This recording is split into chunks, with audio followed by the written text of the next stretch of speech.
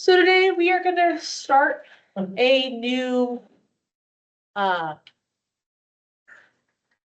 problem solving set of techniques that are not using equivalent circuits. So with superposition, right, we took out a source and we'd go through and look at the things individually, right? That was one way we can do it. We can do Thevenin's theorem, we could do Norton's theorem, we could use delta to y, which is what we talked about last time. All of these different methods are technically, right, we are changing the circuit itself in order to go through and find values. So with what we're going to be covering here in chapter 9 is we are going to be using the original circuit as it is, and we are going to be setting up a system of equations in order to go through and solve them. So I forgot to put the last time stuff in here. All right, we did delta to y or y to delta. We have specific configurations that give us specific equations that we're going to be able to go through and use. I will fix this slide before I post the post-lecture version of it. But it's right, we have the triangle configuration, the Y-looking configuration, letters, numbers. It matters how we go through and set that up. Any questions about delta to Y or Y to delta?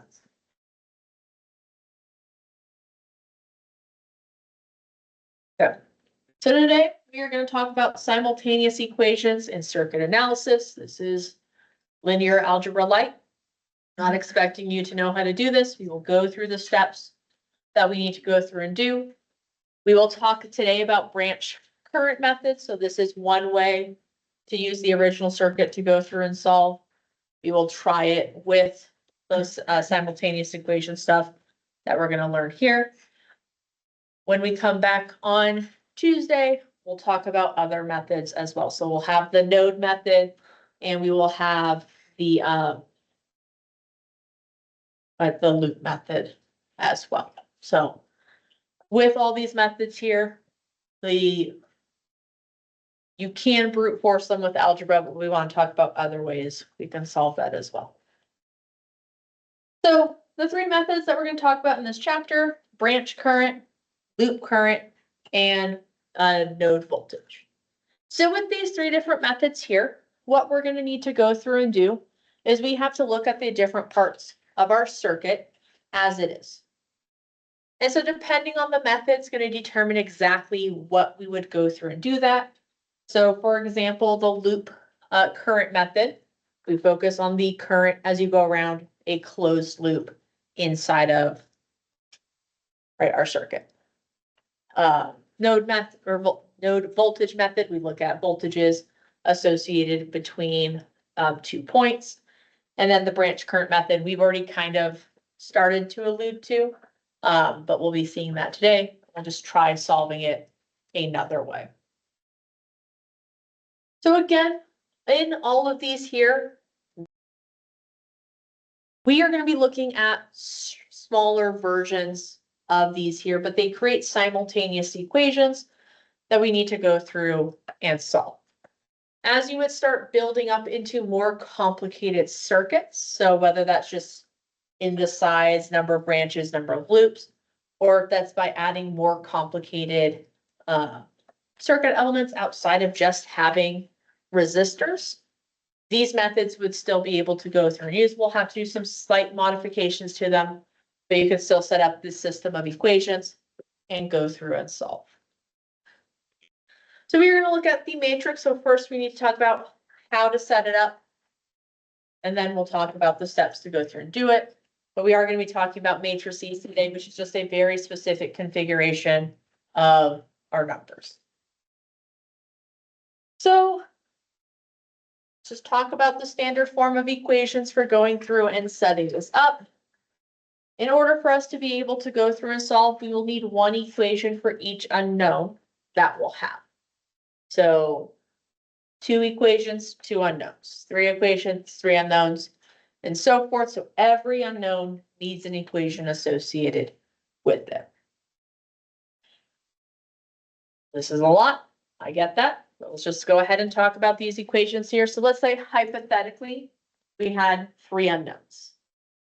So we could set up 3 different equations. So here, all of the A's are corresponding to a coefficient. That is just some numerical value in front of the unknown. So here, the unknowns are going to be x1, x2, x3.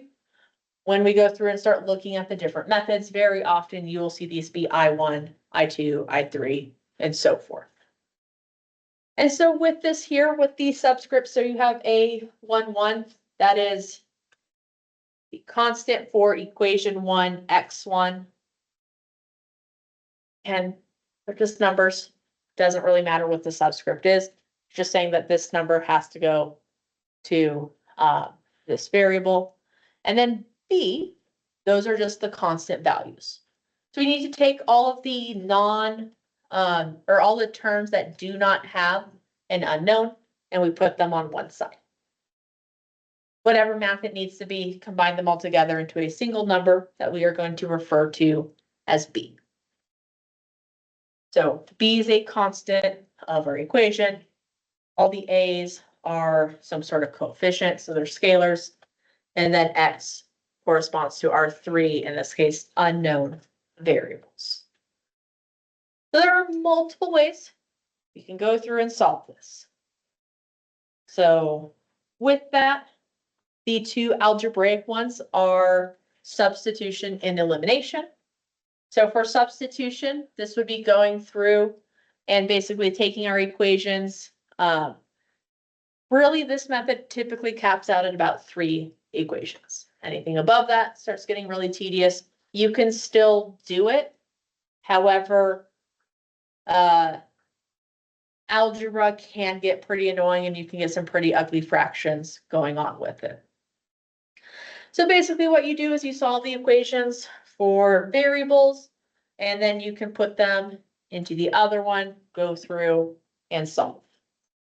So this is how we did it for the whatever packet number, that last one. That is how I was having you go through and do it, right? You set up your 2 loops, you set up your current, and then you rearranged, plugged in, and went to solve. That was utilizing substitution. That is a perfectly valid way to go through and solve a system of equations, but again, typically we don't want to do this above 3. For elimination, this is typically the best one for 2 different equations. So if you just have 2 equations, so 2 unknowns, eliminations of them is the easier probably. The way this textbook has you do it, you don't have to do it this way, is you would basically take one of your equations, multiply it through by a scalar such that one of your unknowns is the same in both. So you can have like 3x in both of them, for example. You take one equation, subtract it from the other. That means that you're going to only have the one other unknown and some constants, and you can solve, then go through and plug it in. So with both of these methods here, these are just purely algebra based. So with them, you would be able to go through and just do a bunch of algebra. The more comfortable you are with algebra, the easier these 2 methods might end up being. Again, depending on the number of equations that you have. So for elimination, typically we say it's only good for 2. Substitution, 3 or less equations. Everything beyond that, these methods, they still technically work. It's just you're going to have to put in a lot more effort in order to go through and do so. Any questions so far? So we're going to talk about solving through this thing called a determinant. And so in order to do this, we need to figure out how to set up our equations, put them into a matrix, and then be able to go through and solve. So I'm not expecting you guys to have taken or being in linear algebra. I'm gonna go through all the steps here, talk about it. We are gonna look at this example for the steps here for 3 unknowns. You can expand this out to 4, 5, 6, however many you need to be. at some point by hand. Again, it just kind of becomes tedious, so you can go through and use solvers in order to go through and do that. If you look at the textbook after the couple of slides that we're going to do here has a section about putting the matrix into your calculator and how to have it solve for the determinant. By all means, look over that, see if you can figure it out. I'm not going to cover it in class, but save yourself the time solving it for homework, quizzes, exams, and things like that. By all means, have your calculator do the hard work for you. So for the determinant, what we need to go through and do is we need to set up a matrix, which is just going to be an array of numbers. So we will have, again, we're going to do this for a 3 by 3 matrix. So we'll have 3 columns and 3 rows. And we are going to go through and be able to solve for, in this case, 3 different unknowns with it. If you have a 2 by 2 matrix, you could solve for 2 unknowns, 4 by 4 matrix, 4 unknowns. But basically, you'll have a square matrix. That number inside of the square tells you, or the number of rows / columns tells you how many unknowns you could solve for. So we're going to do this, like I said, for what's referred to as a third order determinant. So we're going to have a 3 by 3 matrix. This will match what you see for a lot of the questions in this textbook to start with for our currents and things like that. So typically about where this is going to be for at least the first section. So for the branch stuff, I think for the other parts, you might do a 4 or 5. The same general method applies. So we're going to take these 3 equations here, and we are going to be turning them into a matrix in order to go through and solve for the unknowns, which in this case are I1, I2, and I3. So here we're not caring what the circuit looks like. We're just going to directly use these equations that have been given to us in order to go through and set it up. So the textbook will say step 1 is create the matrix. In reality, step 1 is to rearrange your equations such that they look like this.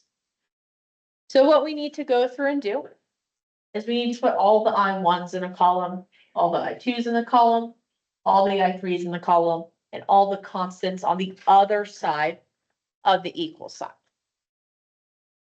When we plug stuff into the determinant, we do need to make sure that zeros are there.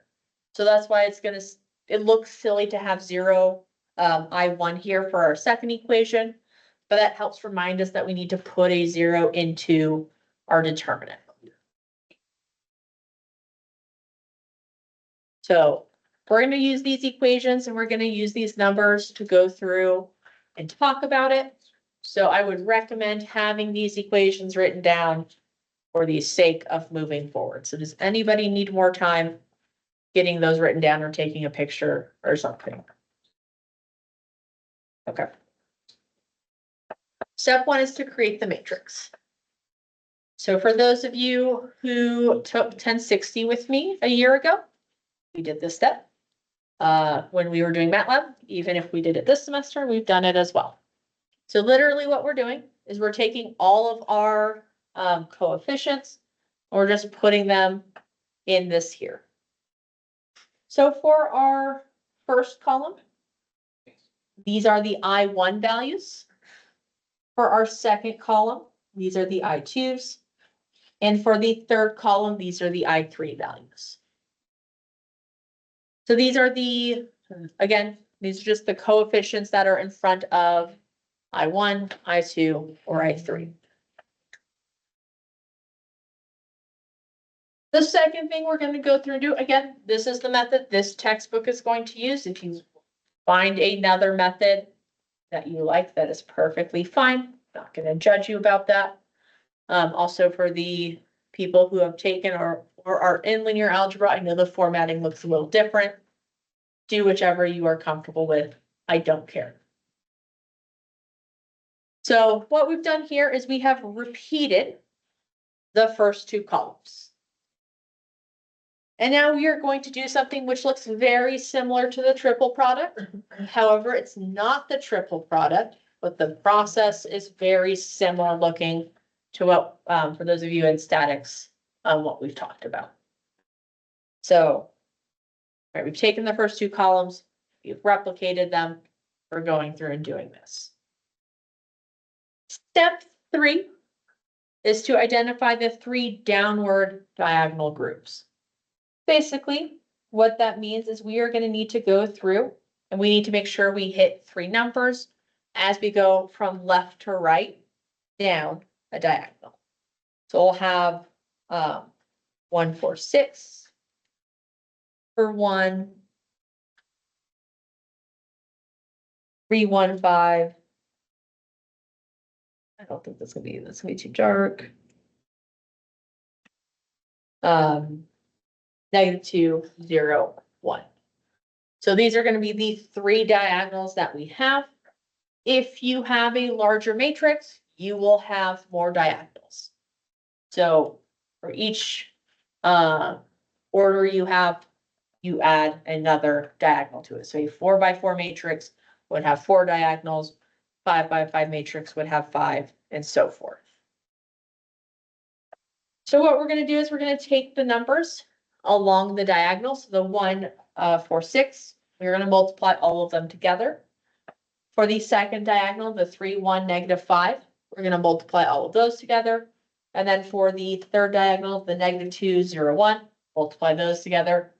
Once we do that multiplication, we add them together. So this would be our multiplication step. So again, just multiplying along that diagonal. And then we would add those values together. So in this case, we would end up with 9. So this is, right, we've set up the matrix. We have gone through, and this number 9 here is the determinant of this particular matrix. So this is a solution, we'll put that in quotes, of this matrix here. Any questions on step 1 through, or steps 1 through 3? Yes. I believe it's 7, not 9, because 24 minus 15 minus 2. 0 on the end. Right? Oh, yeah, you know, that makes sense. Well, if it makes you feel any better, I did this twice because the first time I was like, yeah, duh, -2. There's a 0 there. Yeah. So the it's gonna, zeros will catch you up every once in a while, but any other questions? So yes, what is this finding? The determinant. What does the determinant tell us? Okay, so part of what a determinant is it is a solution associated with the matrix. What it is going to allow us to do is what we'll see in the next couple of steps is we will have 2 matrices and we're dividing them by each other.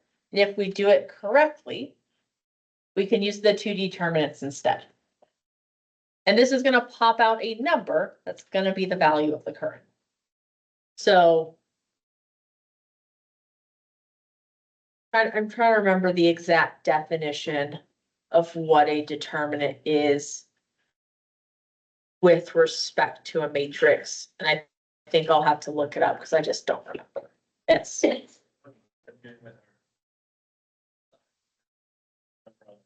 Like that answer of each. we will get there in step 4, 5, and 6. Yeah, while we're working on the first example, I'll look up the definition of a determinant and I will read it to you. Right. Let's figure out. So we look back really quick.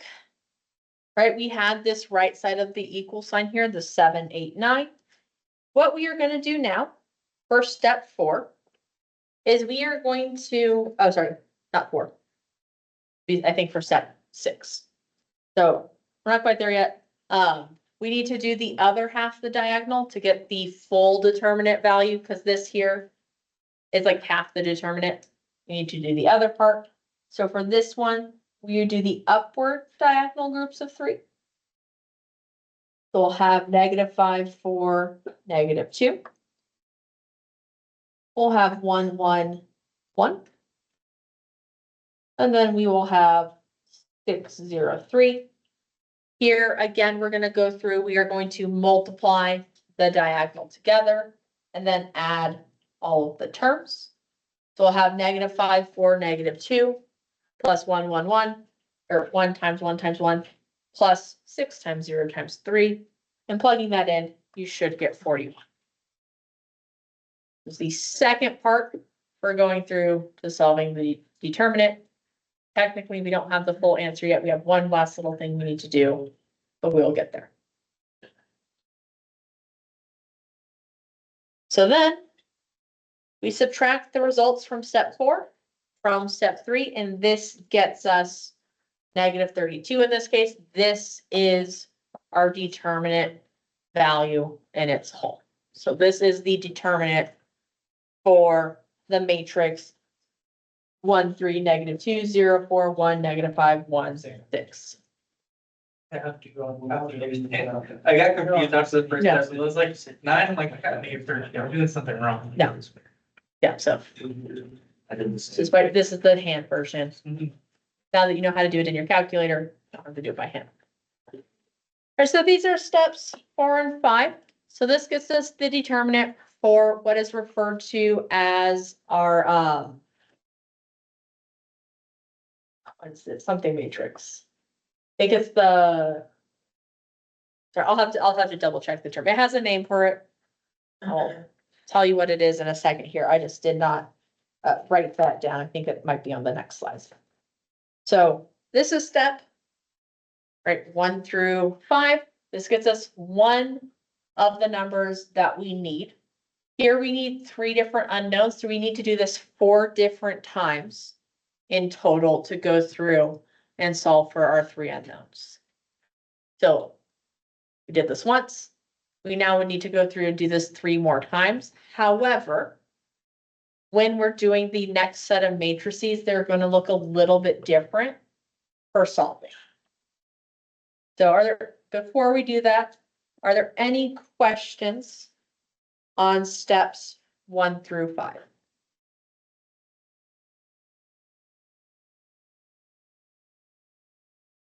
So what we're gonna do, so step 6, what we're gonna do is we're gonna create another matrix. However, sorry, the last one's called the characteristic matrix. What we're gonna do is we're gonna take out the numbers that were in the first column, and we're gonna put the numbers that were on the right side of the equal sign in that column. So we have replaced, we just go back really quick, the 1, 0, -5 with 7, 8, 9, which were on the right side of our equal sign. So we have replaced all the I1 values with what was on the right side of the equal sign. We then get to go through and do it all over again. Is that a question, Sage? Yeah, so when you say by the right side, does it always have to be constant, or like, They have to be the constants. The constants, when you rearrange your equation, have to go on the right-hand side of the equal sign for this method. Otherwise, you have to do a 4x4, which let's not do that. So we've replaced it here, and now we get to go through and do steps 1 through 5 all over again. Yeah. We can do it all at once if you want to. So here, right, write it out once. Do the downward diagonals positive, downward diagonals positive, upward diagonals negative. It looks like this, right? You can go through and do it all at once. You don't have to do it one diagonal direction and then the other. So if you want to do it all at once, what you need to know is that the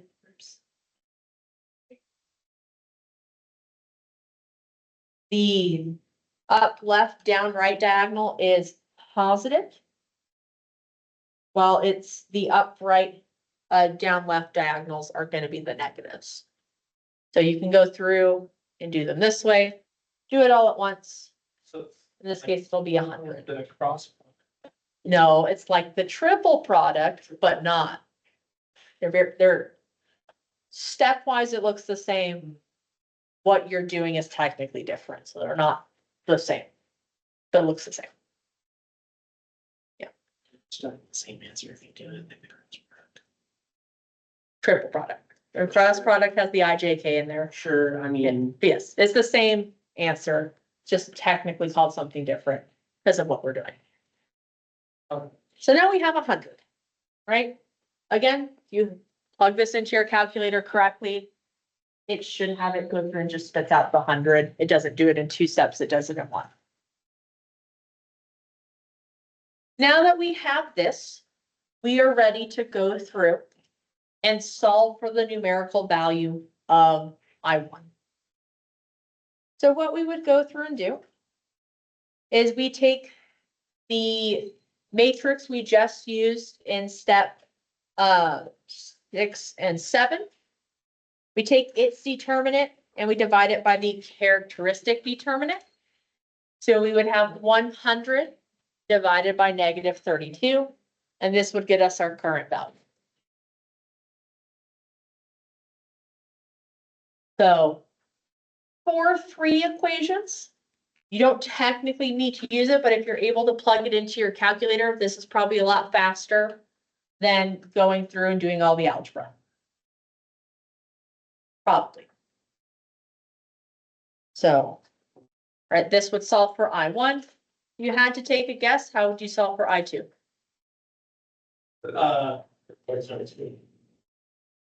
Replace the second column instead of the first, Mm-hmm.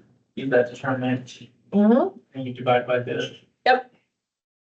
I3 is the same way. You pull it, you go back to the characteristic matrix or the characteristic determinant. You would just pull out the correct column, put it in with those equal signs, get the value, and then go through and divide.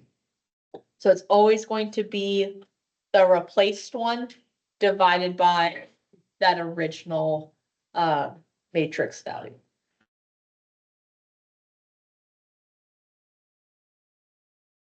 Are there any questions about just this method in general?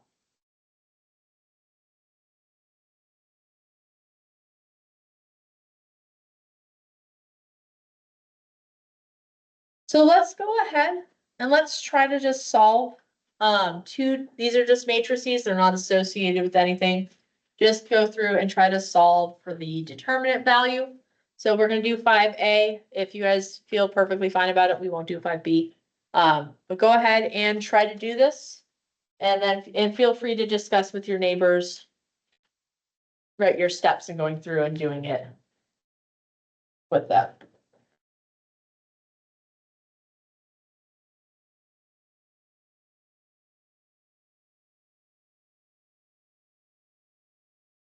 And Is there only one determinant? for this one, yes. Okay.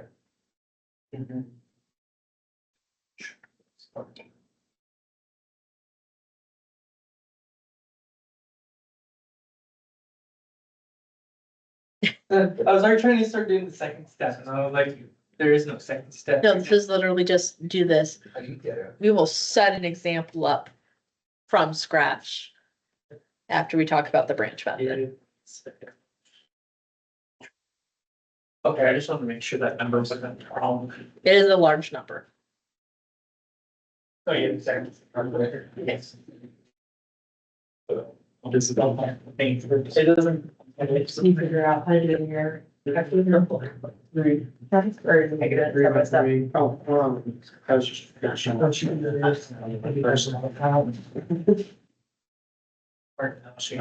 right. So.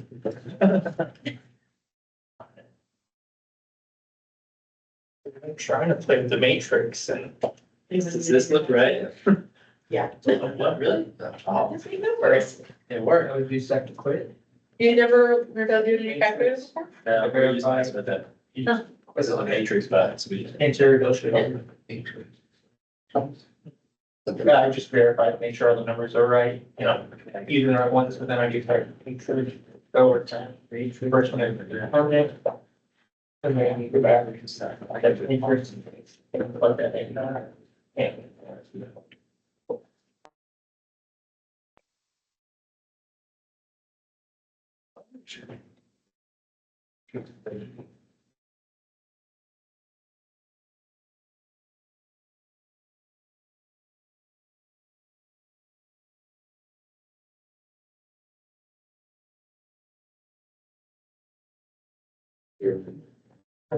Does anybody need more time for A?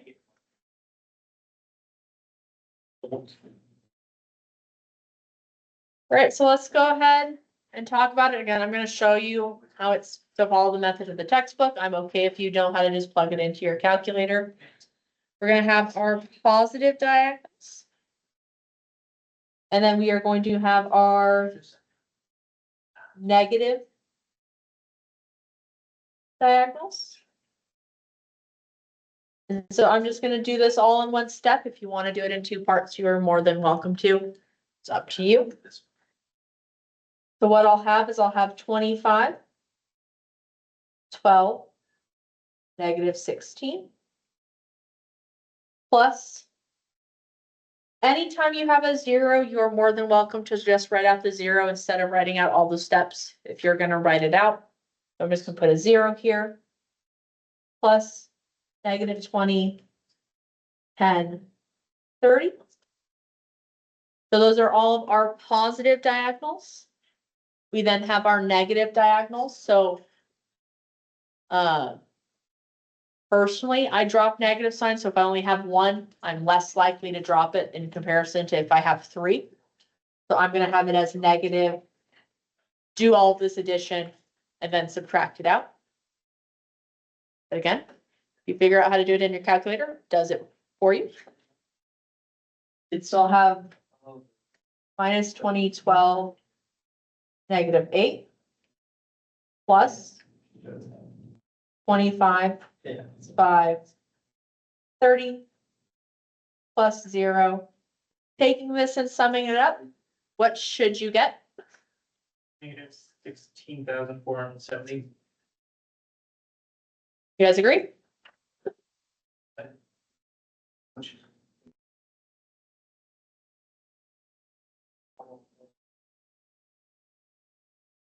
Any questions about 5A?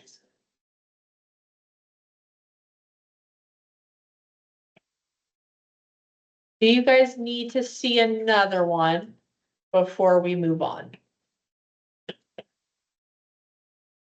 Okay.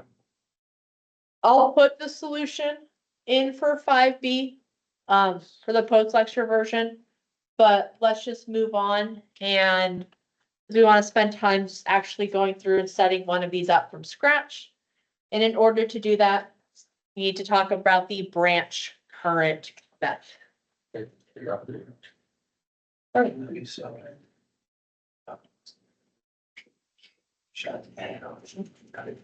You guys have questions? Alright, so we need to talk about a little bit of terminology before we go through and discuss branch current, node voltage, or loop current methods. So this here is the type of circuit we're gonna start spending a little bit of more time on. So here we have two voltage sources and we have a couple of different resistors. This looks fairly similar to the last question on exam 1. This is why I let you guys redo it, it's because I was like, oh, we're about to actually cover this for real. So, yeah. So here we have some of the terminology pointed out. If you had to take a guess, right here we have 4 different nodes mentioned. Right, we have node A, B, C, D. What do you think a node is? What would it be? Two. Some things. Circuit elements, I think are the terms you're looking for. That is exactly correct. A node is just a location between any two circuit elements. I realize my terms are out of order here. What about a loop?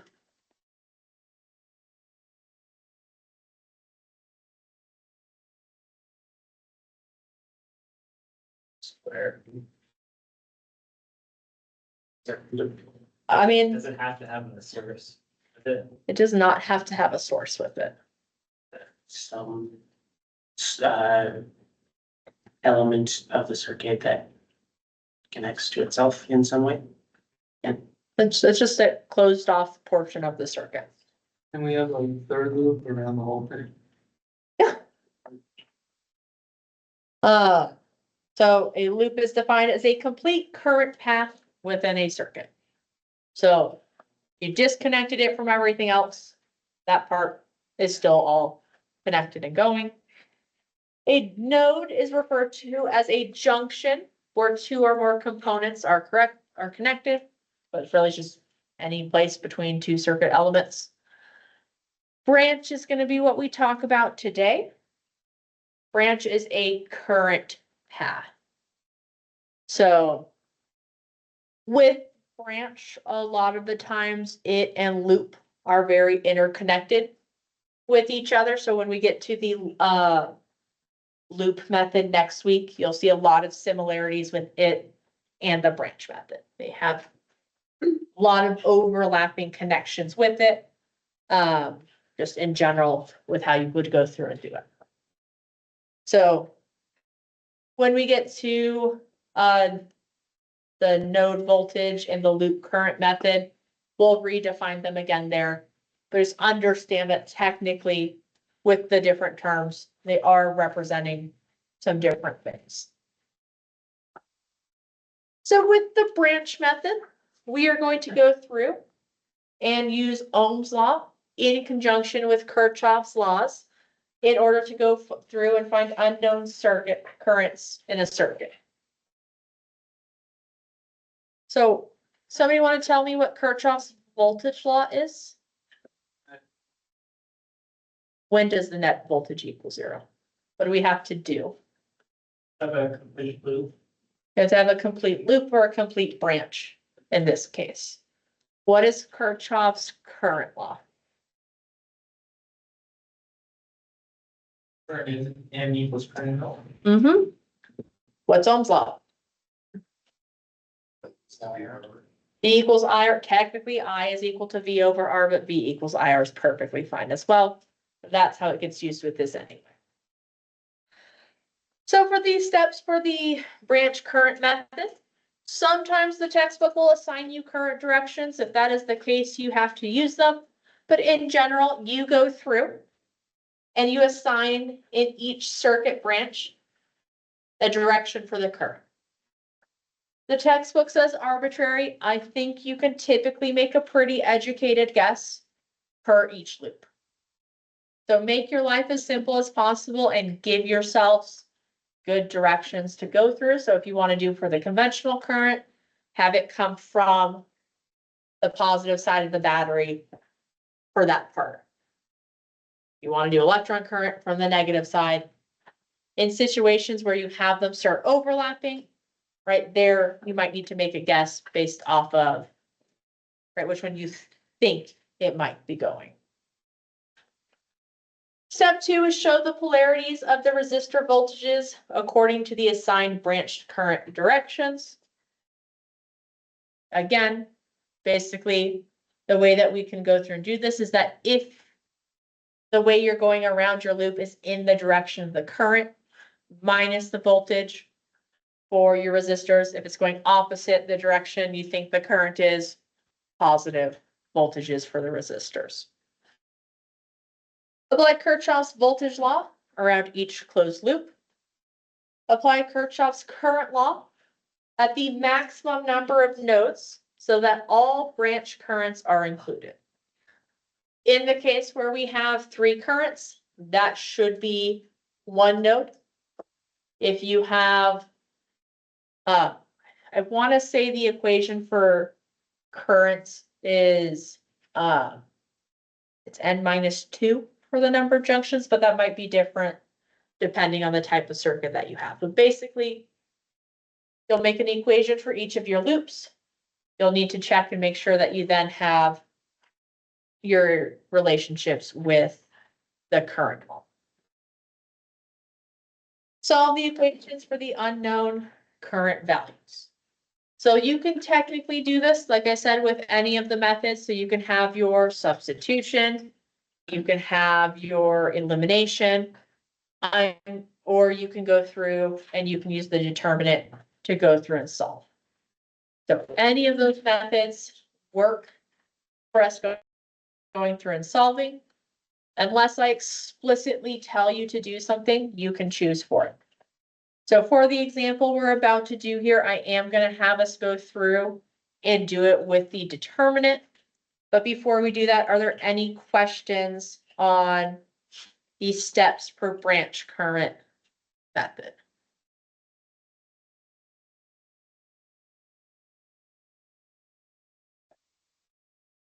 So we're going to do number 12 here. So the first, we want to solve for each of the different branch currents. They are explicitly given to us for this here. So for these circuits, if we recall from chapter 4, maybe, we can redraw this such that there's just an ideal wire connecting them all instead. So what I want you to go through and do is I want you to set up with these currents. You're going to need one current law equation and two voltage law equations. So I just want you to set those up. Again, utilizing these values here.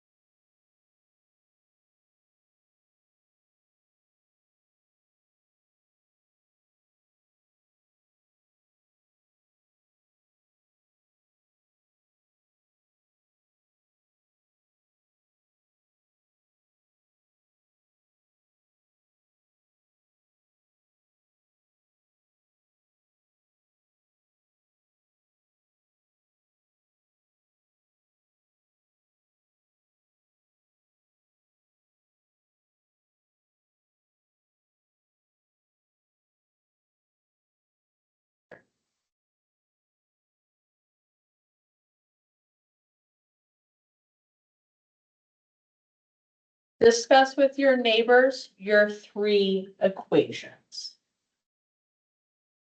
Why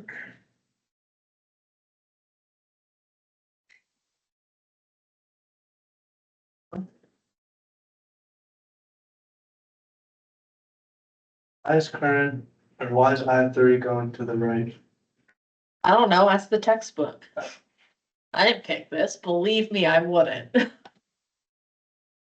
Yeah, that's what I was confused about. I was like, why? I'm like, Because it's okay to get negative values for current. Sometimes we have to know that. Only say the same thing on the grades. You can't have a negative grade. Is that a challenge? It's physically not possible. The answer is the lowest you go is 0. So, yeah. Or unless you, do a character overflow and accidentally make a negative value. I mean, Somehow. I almost gave somebody in this classroom 500 points on a participation thing once. But you know, that's neither, that's still a positive number. It doesn't overflow to negative. I would 100% take those 500 points. Well, spoilers, Tristan, it wasn't for you. Okay. Just hand on the.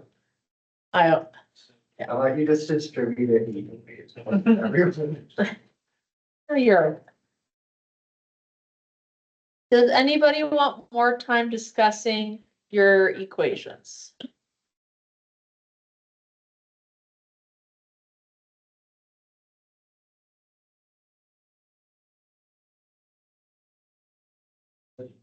You did it right. So you could do it. Which way that? That's not like you're going to be less.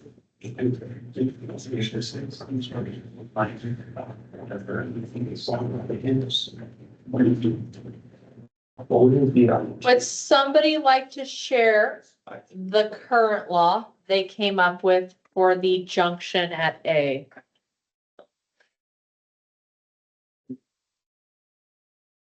Well, I will, Okay, I1 equals I2 plus I3. good, correct. That is right. I guess that is right. All they. For these explicitly given currents, this is correct. And the better, just choice it all. All right, A direction of like 3 words. so we need to decide which way we want to go around this, our two loops here. That is going to determine our signs for positive and negative.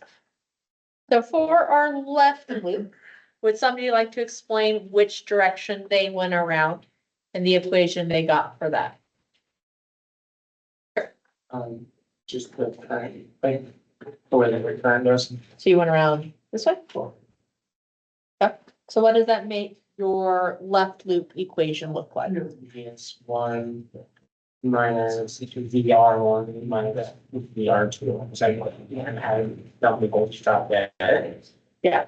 I'm gonna, instead of writing V1 and V2, I'm just gonna write I1 R1 minus I2 R2. And this is gonna be equal to 0. We'll do some plugging in and rearranging here in a second. If you wanted to go through and just start immediately with the current value, or not the current values, the resistance values, that's okay as well. So for the right loop, how do you guys want to go around this one? Clockwise or counterclockwise? Clockwise. Why? It doesn't matter, but Doesn't, just, it seems more fun, you know? okay, sure. For funsies, let's go this way. So what's that gonna make our equation for the right loop? It's full. Plus. B plus, I3, R3, right? Mm-hmm. Minus I2, R2. So these would be the equations that we would have, if these are the ways we're going around our values here. That's fine. So from here, we need to rearrange these a little bit. So we're gonna go through and we're gonna try it with the determinant. So we need to make it such that everything that is in terms of I1, 2, 3 is on one side of the equation and our constants are on the other. While we're doing this, we are gonna plug in the values for our resistances. Because that way, when we do our multiplication, we don't have to then retroactively plug stuff in to get it. We will actually be able to plug numbers directly into a calculator. So for the current law, we're gonna rearrange this such that we have negative I1 plus I2 plus I3. equals 0.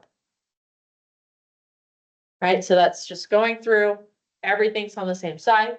I'm gonna have it be 1, 2, 3. That way, all of my equations, when I rearrange them, are gonna be in terms of 1, 2, 3. For me personally, keeping all the ones in the first column makes the most sense to me. That's why I'm gonna rearrange all my equations to look like this. If I look at my left loop, I know that we wanted to, right, we're adding stuff to the other side, but I'm gonna flip the orientation for it. So I'm gonna have I1 is going through R1. I'm gonna have 8.2 I1 plus 10 I2 plus 0 I3 equals 12. All right, so here we're just taking, rearranging this, plugging in our resistance values. I want to make sure I remember that it's going to be 0 I3 for my determinant stuff, so I'm going to actively put that in my equation here. For my right loop, I'm going to do something similar. This time I have 0 I1. Oops. Come on. Plus 10 I2 minus 5.6 I3 is equal to 6. So I have rearranged everything such that all my I1s are in a column, all my I2s are in a column, all my I3s are in a column, and then I'm gonna have all my constants on the other side of the equal sign.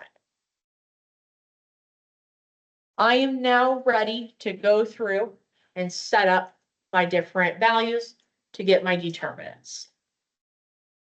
Are there any questions about how we've set this up?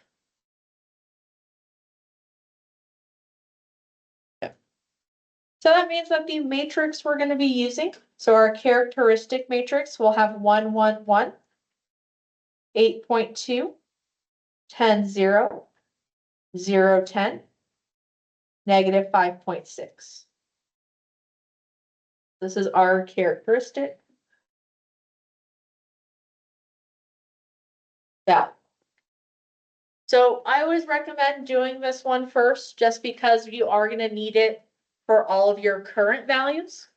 So do it once and just drag that number around instead of having to go through and do it every single individual time.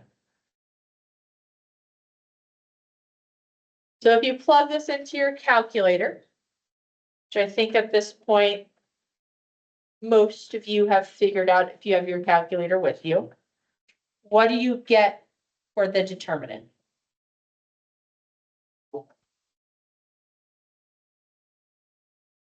You guys agree? So this means we have 3 more determinants to go through and find. So I want you guys to go through and solve for the I1 determinant value. I want you to write out your 3 by 3 matrix, and then we'll go over it really quick. Okay.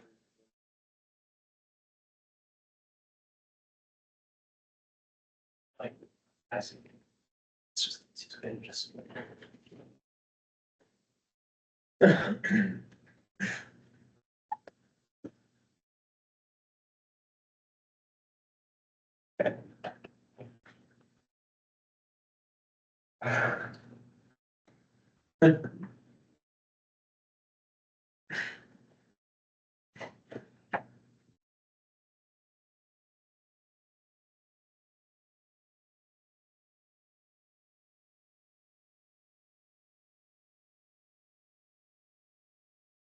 So what should we do if we write, or if we use our calculator? Do we just show what we did on our calculator? You should set up. You can just do it like this, but understand that if you don't write the intermediate step, then something's wrong. It's gonna be a little bit harder for me to give you partial credit. Yeah. So just quadruple check that this is Yeah. done correct, written out and plugged in the same way. Is, I'll plug that.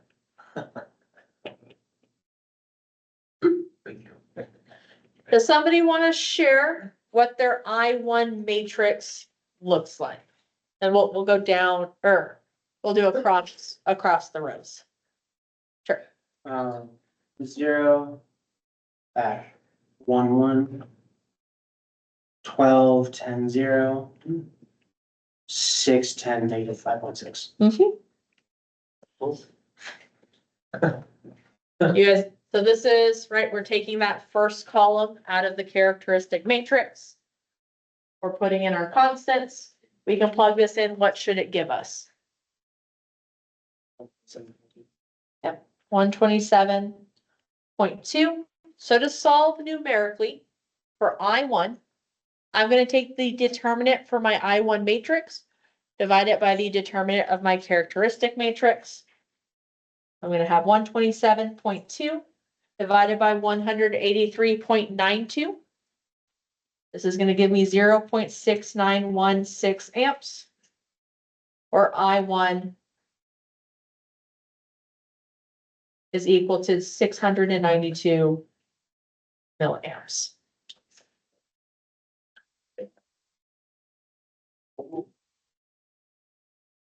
So we could have done this a different way, but this is how we can get to the same exact value with it. So be your choice moving forward, the method you want to go through and solve. Any questions about solving for I1? All right, so now we need to do the same thing for I2 and I3. So the thing about doing this and that kind of can trip some people up is sometimes it's really tempting because I1 is right here to just take this and copy it down. We always need to go back to the characteristic matrix in order to go through and do it. So it'll be -1, 0, 1, 8.2, 12, 0, 0, 6, -5.6. Taking this and plugging it in, we should get 116.4, which means that I2 is going to be equal to, 116.4 divided by 183.92, 0.63451 amps, or for rounding, 0.635 amps, or 635 milliamps.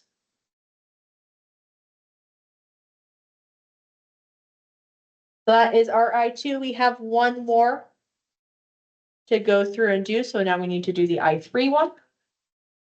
We'll have -110, 8.210, 12, 0, 10, 6. Plugging this in, what should we get for our determinant value? Yep. 10.8. So for I3, it is going to be equal to our 10.8 divided by 183.92, 0.05872 amps. Or again, for rounding, 58.7 milliamps. Can you go back to two real quick? 1 second, let me box this because otherwise I'll forget. Yes, I just wanted to see if I messed up a map. It's a little tiny bit off from what I got. So I got this like 633, not 635. Yeah. okay, so what'd you get for your decimals? I might have just missed. 632883828. So Yeah, 6328838. Hold on. What? 63288. Yes.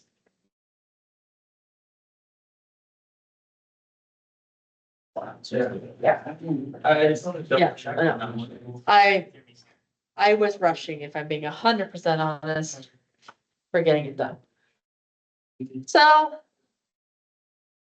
Right, this is instead of going through and solving the system of equations that we have here, where we can use our current law to plug in and then go through and rearrange and find one current and then backwards go through and plug it in. So now we have the skill set to go through and not have to brute force a bunch of algebra if we don't want to. But it's perfectly okay if you still would prefer to go through and use elimination or substitution to go through and do it. When we look at the other methods, we might have a couple more equations. Same, we can still do it with these determinants here. It's just gonna all depend a little bit on what you're comfortable with. So, any questions here about number 12 or anything we've talked about today? So that's all I have. I will get you the packet on Tuesday, and we will talk about a couple more different ways to go through and solve circuits.